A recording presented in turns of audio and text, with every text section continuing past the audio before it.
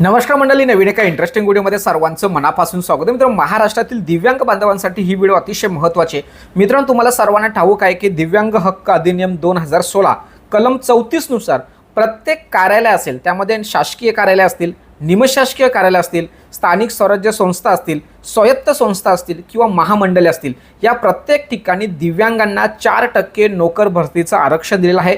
परंतु मित्रांनो, प्रत्यक्षामध्ये ही भरती होताना दिसत नाही किंवा ज्या ठिकाणी अशा पद्धतीची भरती केली जाते त्या ठिकाणी असंही असतं की जर समजा एखाद्या विभागामध्ये दिव्यांग व्यक्ती हा तेवढा कॅपेबल नसेल तर त्याच्याऐवजी हा दुसरा जनरल व्यक्ती भरला जातो आणि खऱ्या दिव्यांग बांधवांना त्या नोकर भरतीपासून वंचित केलं जातं आणि अशामध्ये दिव्यांग लाभार्थ्यांचे खूप मोठं नुकसान होतं. आणि हे होऊ नये यासाठी राज्य सरकार प्रशासनाने एक अतिशय महत्त्वाचा शासन निर्णय जाहीर केला आणि त्या शासन निर्णयाच्या माध्यमातून जे काही शासकीय कार्यालय असतील, निमशासकीय कार्यालय असतील, स्वायत्त संस्था असतील, मंडळे असतील, स्थानिक स्वराज्य संस्था असतील, यांचा संबंध ज्या ज्या मंत्रालयातील विभागाशी असतो त्या विभागातील तज्ज्ञ व्यक्ती, अधिकारी यांच्या समवेत एक समिती स्थापन होणार. म्हणजे प्रत्येक विभागाची एक समिती स्थापन होणार आणि त्या समिती स्थापन झाल्यानंतर त्या कार्यालयामध्ये किंवा त्या मंडळामध्ये किंवा त्या संस्थेमध्ये या दिव्यांगांची भरती होते किंवा नाही, त्या ठिकाणी किती जागा आरक्षित आहेत, किती जागा शिल्लक आहेत, किती जागा भरलेल्या आहेत, या संदर्भात संपूर्ण लेखाजोखा तयार केला जाणार आणि ही जी भरती प्रक्रिया आहे ही प्रभावीपणे राबवली जावी अशासाठी एक महत्त्वपूर्ण शासन निर्णय या ठिकाणी आज जाहीर झाला.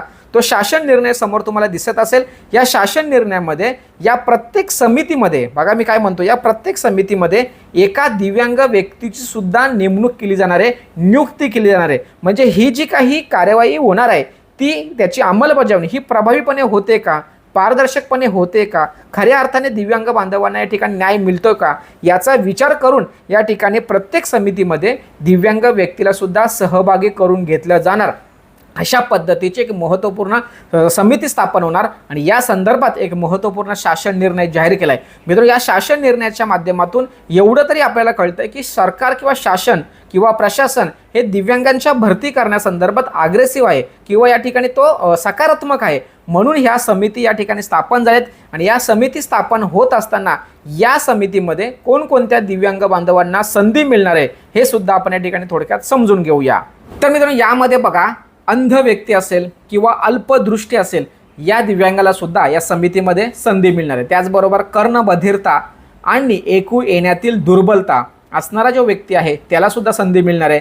त्याचबरोबर अस्थिव्यंगता, मेंदूचा पक्षघात, कुष्ठरोग मुक्त, शारीरिक वाढ खुंटणे, आम्ल हल्लग्रस्त, स्नायू विकृती, त्याचबरोबर स्वमग्नता किंवा आकलन क्षमतेची कमतरता, विशिष्ट शिक्षण अक्षमता किंवा मानसिक आजार असणाऱ्या दिव्यांग बांधवांना या समितीमध्ये स्थान मिळणार आहे. म्हणजेच नक्कीच या शासन निर्णयानुसार 4% दिव्यांग बांधवांना जे नोकरीसाठी आरक्षित जागा निश्चित केलेली आहेत त्या त्यांच्या वाट्याला येतील आणि प्रत्येक विभागामध्ये माझा दिव्यांग व्यक्तीला संधी मिळेल आणि त्या संधीचं सोनं तो दिव्यांग व्यक्तींच्या भल्यासाठी करेल असं या ठिकाणी वाटतंय आणि असं व्हावं अशा पद्धतीची अपेक्षा ठेवून सर्व दिव्यांग बांधवांना राज्य सरकार प्रशासनाने हा जो महत्त्वपूर्ण निर्णय घेतलाय त्याची माहिती असावी म्हणून हा व्हिडिओ बनवलाय. मित्रांनो, हा शासन निर्णय आपल्यासाठी अतिशय महत्त्वाचा आहे. हा शासन निर्णय नक्कीच तुम्ही व्यवस्थित समजून घेतलं पाहिजे आणि ही माहिती महाराष्ट्रातील सर्व दिव्यांग बांधवांपर्यंत पोहोचवण्यासाठी सहकार्य केलं पाहिजे